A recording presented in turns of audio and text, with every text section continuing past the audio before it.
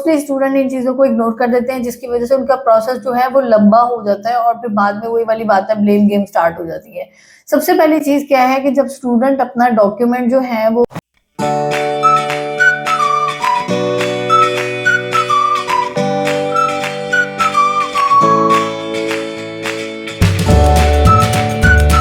Students, my name is Atika Gill and I am the CEO of AGS consultant.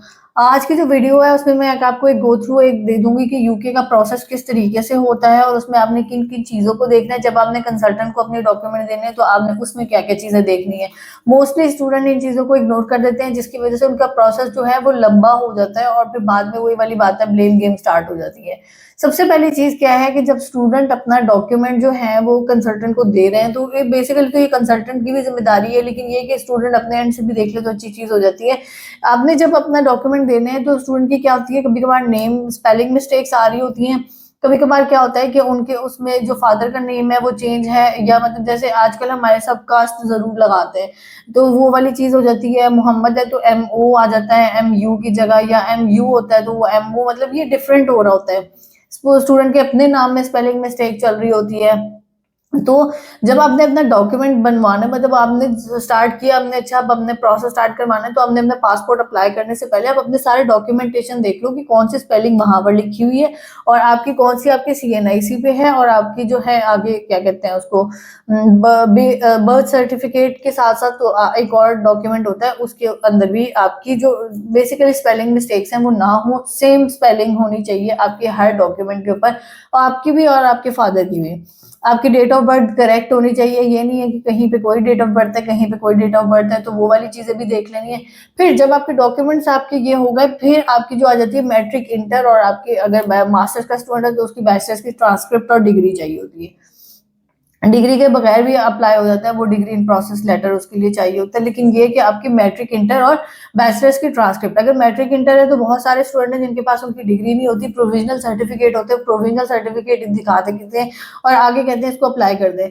उन चीज़ों को भी हम चला लेते हैं, लेकिन अच्छा क्या है, अच्छा लगता क्या है कि आपके पास डिग्री होनी चाहिए। यूनिवर्सिटीज किसी भी टाइम पर, कुछ यूनिवर्सिटीज होती हैं वो एक्सेप्ट कर लेती है प्रोविजनल सर्टिफिकेट, लेकिन हमें क्या रिक्वायर्ड होता है कि हम कहते हैं कि कुछ यूनिवर्सिटीज और कुछ ना अप्लाई, मतलब कुछ में एक्सेप्ट हो रही है कुछ में नहीं, तो बेहतर यही है कि आपके पास आपकी डिग्री होनी चाहिए। तो आपके हो गया मैट्रिक इंटर की डिग्री हो गई, उसके बाद आपकी बैचलर्स की ट्रांसक्रिप्ट है। अब ट्रांसक्रिप्ट के टाइम पे क्या करता है स्टूडेंट, उसकी जो आपको DMC नहीं मिली है तो वो जो पोर्टल से होता है उसके स्क्रीनशॉट लेके दे रहे होते हैं, तो वो वाला काम नहीं करना है हमें। आपका अप्लाई करने के लिए आपकी प्रॉपर प्रोविजनल DMC चाहिए होगी। फिर आपका जो डिग्री इन प्रोसेस लेटर है वो चाहिए। रिकमेंडेशन लेटर पे आगे स्टूडेंट्स की बड़ी मिस्टेक्स होती हैं कि क्या होता है कि एक ही बॉडी है रिकमेंडेशन लेटर के अंदर और एक ही चीज दो प्रोफेसर ने अलग अलग, मतलब दो अलग प्रोफेसर है, लेकिन उसके अंदर उसकी जो बॉडी है वो बिल्कुल ठीक, मतलब सेम है। ASMR का भी डिफरेंस नहीं है, तो वो यूनिवर्सिटी इस टाइम फौरन पकड़ लेती है कि ये मे बी फॉर्ज डॉक्यूमेंट है या इसमें कोई मसला है।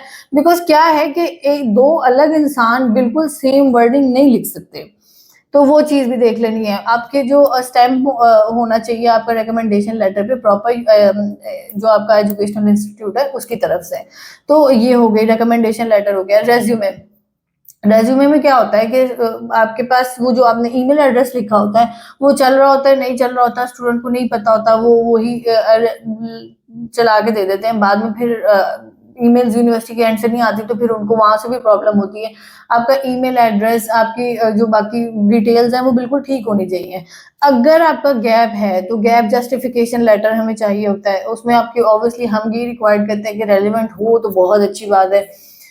जो आपका एक्सपीरियंस लेटर है वो वेरीफाइबल होना चाहिए, उसमें अगर कोई कॉल ईमेल जाती है तो वो आगे से आपको ऑब्वियसली मतलब वो करे आगे से कि जी ये अप्रूव करें। तो ये चीजें हो गई जो आपके उसके लिए चाहिए होती हैं। फिर अगेन स्टेटमेंट ऑफ पर्पस है, वो स्टूडेंट को मैं कहती हूँ एक दफा आप खुद लिख लो, अच्छी बात है। नहीं लिखती हो तो हमने तो लिखनी है, लेकिन बेहतर ये होता है कि स्टूडेंट अपने एंड से एक जेनेरिक डॉक्यूमेंट तो दें जिसके अंदर उसकी बेसिक इंफॉर्मेशन, फ्यूचर प्लान वगैरह, मतलब बेसिकली क्या है कि स्टूडेंट की अपनी भी कोई थोड़ी बहुत रिसर्च होनी चाहिए। तो ये डॉक्यूमेंट हो गए जो हमें आपके अप्लाई करने के लिए चाहिए होते हैं। फिर उसके बाद यूनिवर्सिटीज में अप्लाई होना शुरू होता है। अब यूनिवर्सिटीज में जो अप्लाई होना शुरू होता है उसमें क्या है कि पहले एक तो चल रही थी सिस्टम कि जिसमें यूनिवर्सिटीज में जितना मर्जी अप्लाई कर दो, मसला नहीं है। आपने 10 ऑफर लेटर लिए, आपने 12 ऑफर लेटर लिए, लेकिन अब यूनिवर्सिटीज ने भी देख लिया कि ये स्टूडेंट्स ने ये काम पकड़ा हुआ है कि ऑफर लेटर्स ले लेते हैं, बाद में प्रोसीड नहीं करते, तो उन्होंने भी अब कंसल्टेंट्स को भी कोटा देना शुरू कर दिया कि आप इतनी इस इंटेक में आप इतनी एप्लीकेशन कर सकते हो, या इस इंटेक में हम आपको इतने कैश देंगे।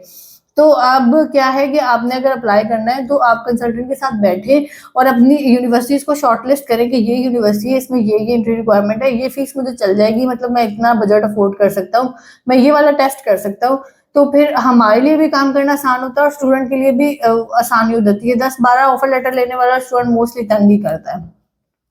फिर उसके बाद आ जाती है आपकी बैंक स्टेटमेंट, और हमें अप्लाई करना, मतलब लेट सपोज आपका ऑफर लेटर आ गया, ऑफर लेटर आने के बाद आपकी फीस पे हो गई, फीस अनकंडीशनल हो गया, अनकंडीशनल के बाद आपकी फीस पे हो गई, फीस पे होने के बाद आपका हमें कैश के लिए अप्लाई करना होता है।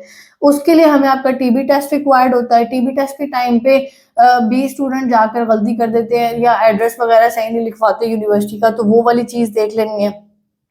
और आपकी बैंक स्टेटमेंट 28 डेज की मेच्योर हमें बैंक स्टेटमेंट चाहिए होती है फॉर द कैश, और देन वीजा अप्लाई होता है। वीजा अप्लाई करने के टाइम पे क्या होता है कि स्टूडेंट जो है, ये मैं अपनी तो हर स्टूडेंट को कहती हूँ, इन जनरल भी सारे स्टूडेंट को कहती हूँ कि क्योंकि आपकी वीजा फीस और IHS आपके कार्ड से पे होनी है, तो बेहतर ये है कि आप पहले वो कार्ड अरेंज कर लें।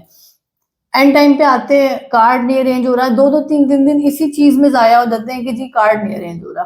तो बेटा हमने प्रोसेस कब से स्टार्ट करवाया हुआ है, एंड आ गया अब, तो ये वाली चीजें जो है ये पहले मैनेज करने वाली होती हैं, ताकि जो एंड टाइम है वो बड़ा क्रूशल टाइम होता है, उसमें वो चीजें फंसे ना। ठीक है, तो आपने अपना वो कार्ड अरेंज करना है जिसकी एटलीस्ट लिमिट जो है वो 10 लाख तक, मतलब 1 मिलियन तक आपकी, जिसमें ट्रांजैक्शन की लिमिट हो, बिकॉज IHS और वीजा फीस दोनों पे होनी होती है। ये हो गया।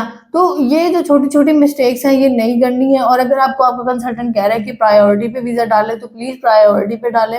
उसको ज्यादा पता है अपने काम का, जाहिर सी बात है, हमारे लिए डेली के केसेस, मल्टीपल केसेस होते हैं, हम केस स्टडीज देख रहे होते हैं। स्टूडेंट क्या करते हैं अब के जी, आगे आने के बाद फिर क्या है, वहां जाएंगे, वहां जाकर प्रायोरिटी की फीस नहीं पे करेंगे कि नहीं हमने तो जी एक साथ फ्लाइट लेनी है, मतलब हम वाया नहीं जाना चाहते, हम डायरेक्ट फ्लाइट लेना चाहते हैं, उसके हमने पैसे बचा लिए। तो ये वाले काम नहीं करने हैं। जिस तरह कंसल्टेंट कहता है वैसे करें। हमारे लिए भी ऑब्वियसली अब केस सक्सेस होता है तो हमारा काम भी तभी चलता है। तो ये हमेशा एक चीज याद रखनी है कि जो सीजनल कंसल्टेंट नहीं है, जो आपसे कंसल्टेंसी लेते हैं सिर्फ, तो वो आपका काम करते इसीलिए ही है क्योंकि उन्होंने आपका वीजा विन करना होता है। आपका वीजा विन नहीं होता, हमारे लिए भी कुछ नहीं होता, मतलब आपसे ज्यादा पेन शायद हमें होती हो। तो ये सारी चीजें हैं, इन चीजों को ध्यान में रखें और अपना केस प्रोसेस करवाएं। अगर आप सितंबर या मई जिस इंटेक के लिए भी करना चाह रहे हैं, लेकिन एक दफा आप इन चीजों को जरूर देख लें। Thank you so much for now, take care.